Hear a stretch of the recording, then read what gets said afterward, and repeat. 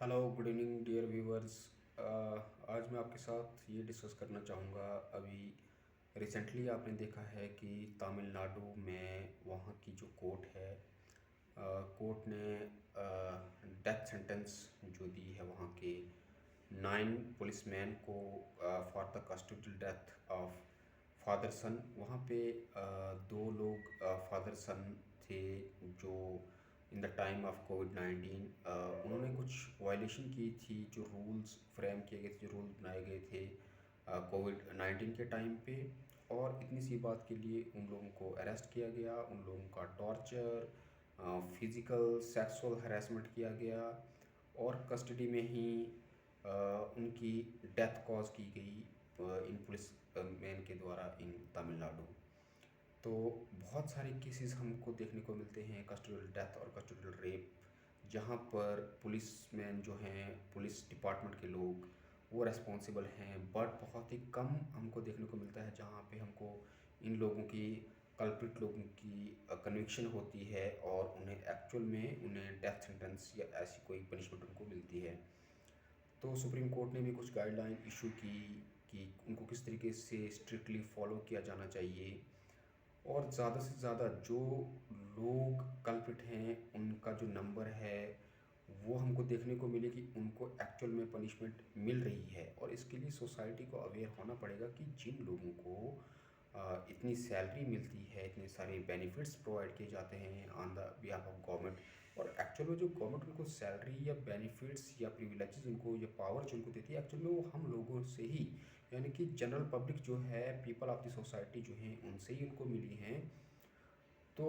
वो उनके अगेंस्ट में ही ये सारे जो एक्ट करते हैं। तो इसके लिए ज़रूरत है और ज़्यादा से ज़्यादा हार्श पनिशमेंट की और ज़्यादा से ज़्यादा कन्विक्शन रेट की, कि एक भी ऐसा पुलिस पर्सनल, एक भी ऐसा ऑफिशियल, कंसर्न ऑफिशियल ना बच पाए from the clutches of judiciary,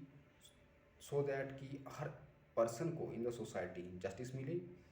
और सिर्फ जो क्रिमिनल लोग हैं उनको डरना चाहिए पुलिस के एक्ट से, ना कि जो इनोसेंट सिटीजन हैं उन्हें सेफ एंड सिक्योर फील करना चाहिए। और जो भी guilty police personal, police force का कोई भी ऑफिशियल है, वो चाहे किसी भी रैंक पे, किसी भी डेजिग्नेशन पे काम कर रहा हो,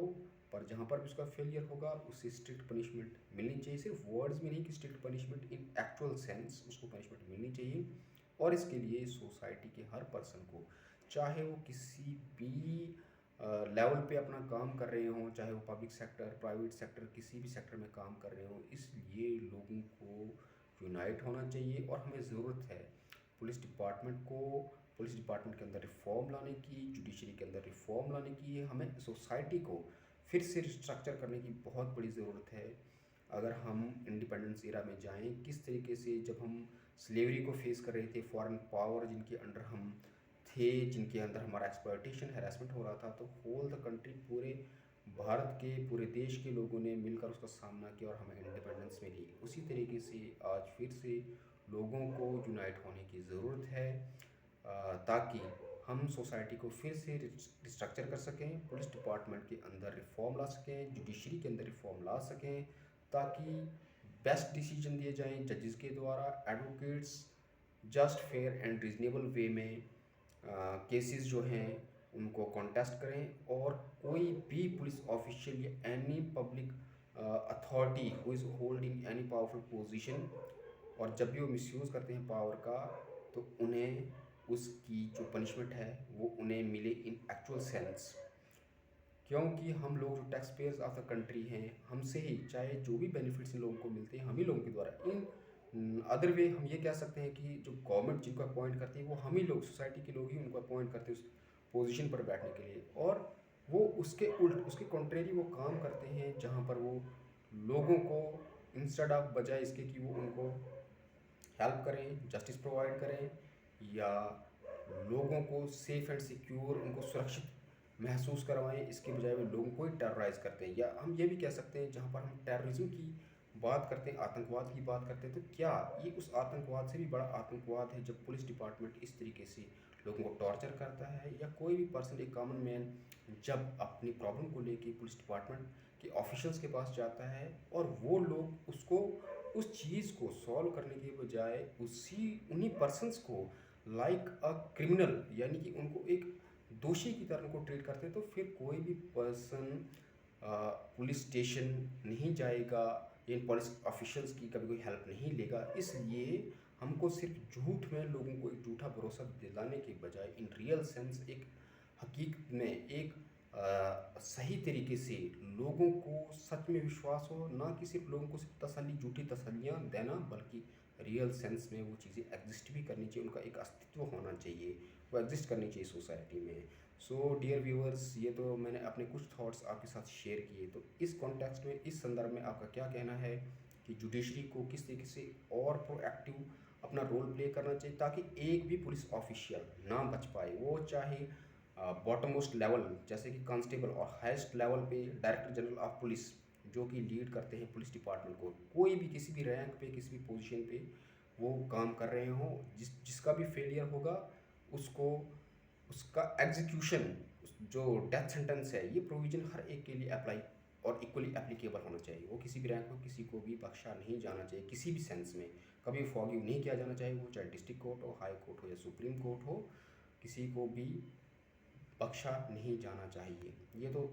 मेरा मानना है, मेरा सोचना है, और मैं स्ट्रिक्टली इस चीज़ को फॉलो भी करता हूँ और करता रहूँगा। बट आप लोग व्यूअर्स जो हैं, आप लोगों का क्या मानना है इस कॉन्टेक्स्ट में कि किस तरीके से 9 पुलिस मैन ने उसमें कांस्टेबल, हेड कांस्टेबल हैं, सब इंस्पेक्टर हैं, एसएचओ कंसर्न हैं वहाँ के पुलिस स्टेशन के, रेस्पेक्टिव पुलिस स्टेशन के, तो इतने सारे लोगों ने मिलकर कितनी बड़ी हैवानियत को अंजाम दिया। इससे बड़ा और क्या इनह्यूमन एक्ट हो सकता है, इससे ज़्यादा और क्या शर्मनाक हो सकती है पूरे भारत के लिए। तमिलनाडु की बात नहीं, ये किसी पार्टिकुलर टेरिटरी या लोकेलिटी की बात नहीं है, ये हम सब हमारी इस पूरी मानवता, जो हम मानव समाज हैं, हम सब के लिए एक बहुत ही बड़े शर्म की और बहुत बड़े दुख की बात है। इसलिए हमें ये नहीं सोचना चाहिए कि तमिलनाडु के किसी पार्टिकुलर रीजन की बात है, बल्कि इसको एक्ट अगेंस्ट ह्यूमैनिटी ट्रीट किया जाना चाहिए। ये भी हो सकता है कि कल को सुप्रीम कोर्ट में जाके उन्हें शायद उनकी पनिशमेंट को रिड्यूस किया जाए, या उनको जो जो पनिशमेंट जो डिज़र्व करते हैं उस पनिशमेंट में उनको कोई रिलीफ मिल जाए। उनको कोई भी रिलीफ नहीं मिलना चाहिए, और उनको और ज़्यादा इसके भी स्ट्रिक्ट जो और प्रोविज़न अप्लाई किए जा सकते हैं अदर देन डेथ पनिशमेंट, यानी कि उनके जो सेविंग, जो उनके अकाउंट से उन्हें फ्रीज़ किया जाना चाहिए, उनकी प्रॉपर्टी को अटैच किया जाना चाहिए अदर देन उनकी जो डेथ पनिशमेंट जो उनको अवॉर्ड की गई है, और इसको एज इट इज़ रखा जाना चाहिए और एज सुन एज पॉसिबल इन कल्प्रिट लोगों को एग्जीक्यूट किया जाना चाहिए। डियर व्यूअर, आप क्या समझते हैं? आप अपने जो भी हैं अपने थॉट्स वो काइंडली शेयर करें। Thank you for being here with me.